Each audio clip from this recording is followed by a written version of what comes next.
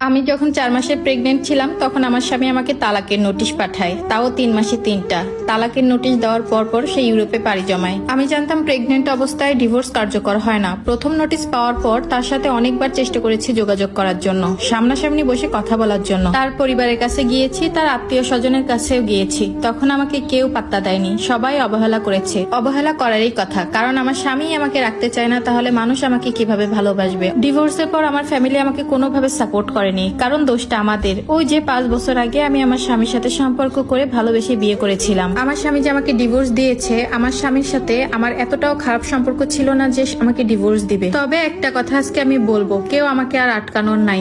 আমি যখন প্রথম তার সাথে বিয়ে করে তার বাসায় গিয়েছিলাম, তার একটা বড় ভাবি ছিল আর আমার শাশুড়ি ছিল।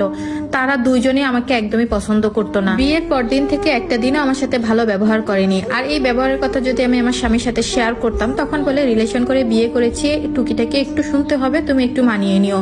আমার হাজবেন্ডের চাকরির পারপাসে সে একটু দূরে থাকতো, আর আমি বাসায় একা থাকতাম আমার শাশুড়ি ভাবির সাথে। আর আমার ভাসুরও থাকতো না। ওই যে দুইজনের কাজ, সব কাজই আমার করে দেওয়া লাগতো। আমার ভাবির 2টা বাচ্চা ছিল। এই বাচ্চার অজুহাত দিয়েই কোনো কাজ করতে পারবে না, অথচ এতদিন কিন্তু সে